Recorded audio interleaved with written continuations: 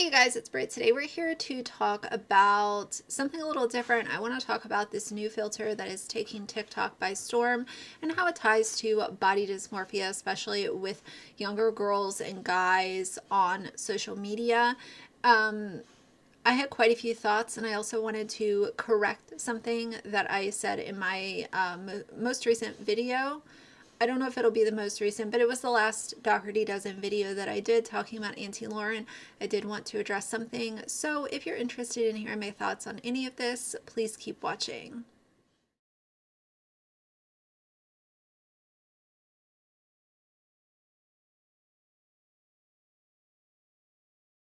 All right, you guys, so first things first, and this is the most important part of this video in my opinion.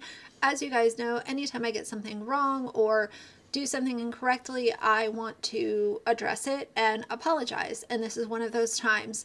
In my Doherty Dozen video where I was talking about Auntie Lauren, I was wanting to make the point of calling it like it is. Let's just address it for what this is. And I said, let's call a spade a spade. And I've heard that term used before. I did not know that it is not a good term to use. It is not considered a term that should be used current day. And I had to educate myself about that. A subscriber actually emailed me and educated me a little bit. And then I also looked into it additionally for myself. And I was wrong. I shouldn't have said that. And now I understand that it is just not a term that should be used in current day. So I will link a couple of videos, or I will link a couple of articles down below in case you guys want to learn about it. You know, like I said, I have heard that term used a few times before, just TVs, you know, movies, stuff like that, in casual conversation, but I never knew that it had a not positive kind of feeling around it. So either way, I wanted to address that. I do apologize. I thank the subscriber who contacted me. I also apologize to the subscriber. I'm learning every single day, and I'm trying to do better every single day. And if there are words or terms that I use that don't know a whole lot about and someone tells me that it's wrong, then I'm going to educate myself and issue an apology if one is needed. And this is one of those situations. So either way, I wanted to put that in the beginning of this video. The second thing I want to talk about is this TikTok filter that everybody is using. Everyone's talking about how realistic it looks, and I will put a video that I made using the filter just because y'all know what I look like with no filter, and you can see what this filter does to my face. In my opinion, it's not really super realistic because I don't look like myself. Like when I see that video, I don't see me. So even though I don't look like myself and I can recognize that, and I know that filters are just something fun to use sometimes, and they're, you know, not meant to do any harm necessarily, I want to talk about how this is going to possibly and probably will impact youth that spend so much time on social media. That filter is not what anyone looks like. It is a perfected version of what somebody might look like, with darker brows and contour and really natural eye makeup on. It is not a realistic representation of what most people look like. I think so often about the impact on young minds when it comes to normalizing these beauty filters and apps like the Snow app, Facetune, Photoshop, even just, you know, normal Instagram story filters. This can have a huge negative impact on these young minds. And there are already documentaries and videos on YouTube showing young people going in to get plastic surgery, both invasive and non-invasive procedures, to look more like a Snapchat filter or a face-tuned image of themselves. They will face-tune an image of themselves, take it to their plastic surgeon or dermatologist, or, you know, even just an injector, so that they can mold their face to what they do in Facetune. so that they're like that all the time. And you guys know that I've said before, filters are fun. They're, for me, they're not meant to change the way that you see yourself. They're not meant to falsely sell products or advertise for these brands that are sending free PR to make a product's result look better by altering the image or the video. But when you're young, you don't have those critical thinking skills like an adult does. An adult can use a filter most of the time, not everybody, but a lot of adults can use a filter and realize, this is a silly thing, like not that big of a deal. But for young people, they think that this is how I should look. This is the standard. If this is what all the popular influencers are using, then this is what I should look like. And because I don't look like this, I'm not pretty. I'm not going to be popular. I'm not going to be liked.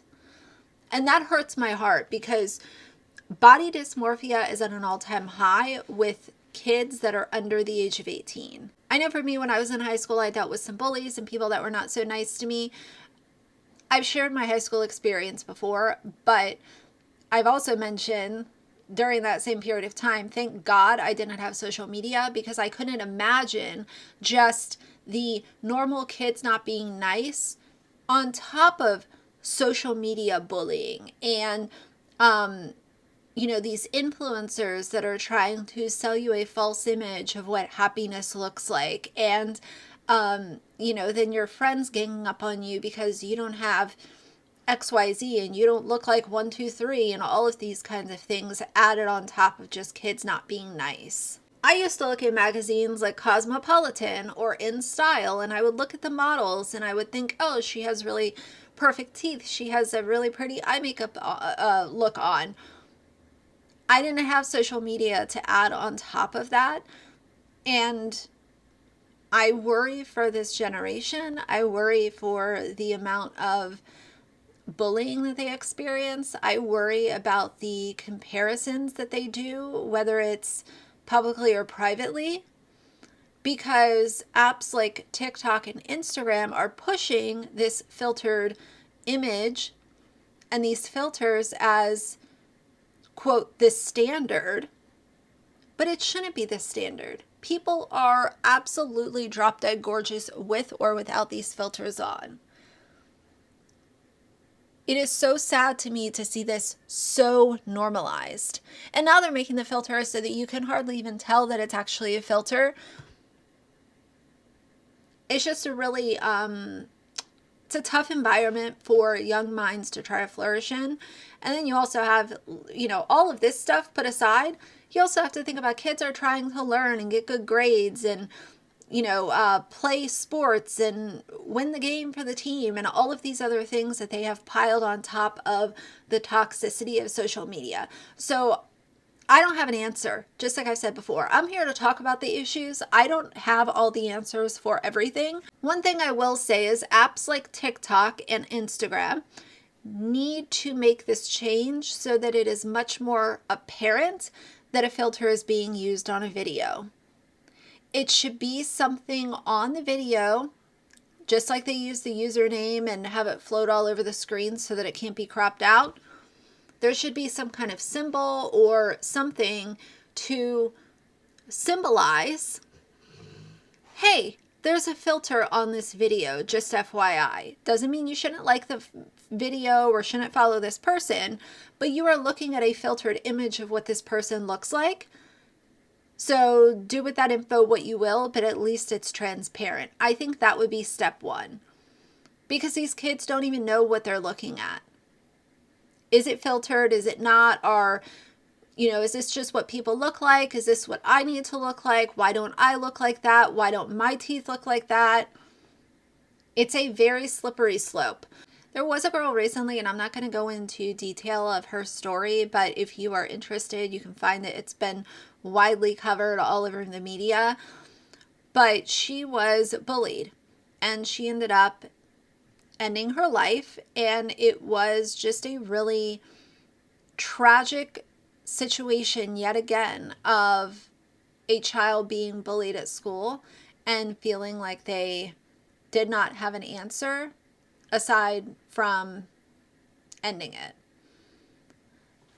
The way that these kids will take videos and share it among each other and then put things on TikTok and fan the flames is super, super scary. And things spread so quickly. You know, I don't know. I think it's really important to teach kids to not bully each other and to speak up. When you come across a kid being bullied at school, instead of jumping in because it seems like the popular thing to do, why not speak up and say how it's wrong? This is ugly behavior. And whether it's from kids in high school, kids right out of high school, adults, it doesn't matter. It should not be, it shouldn't be a way to have a conversation about somebody. It shouldn't be a way to embarrass them. It's not a way to give criticism to somebody. Y'all know how I feel about that. It's just unnecessary. And the impact that, I know, you know, people say, oh, sticks and stones can break my bones, but words will never hurt me. I understand that to a certain part. But the amount of bullying that some of these platforms produce, alongside showing these perfected images of influencers and, you know, people that some of these teenagers look up to, it's all just too much. But I did want to talk about this tonight just because I've seen this filter literally all weekend. Everybody's using this filter. Everybody's talking about it, how realistic it is, how crazy it is. And I think that a lot of people are seeing the same problem that I'm seeing. And that's why I wanted to bring it to you guys to extend the conversation. But how do you feel about this? How do you feel about, you know, these filtered images, especially when it comes to young minds? I think that's where I really have the biggest problem, is how it's impacting young people and this generation that is coming up. I think it's really sad. So either way, you know, acne, crooked teeth, imperfect skin, haircuts that you might not like, hairstyles that you don't like, it's all just part of growing up. It is okay. I used to have crooked teeth. I used to, you know, not be happy with the way that I look. Like, I had acne. I still deal with acne sometimes. Just the unhealthy comparisons hit a soft spot in my heart because I've been there. So either way, that's going to be it for now. If you like the video, please leave a like and a comment. And if you'd like to see more from me in the future, please subscribe. I'll see you guys soon. Bye.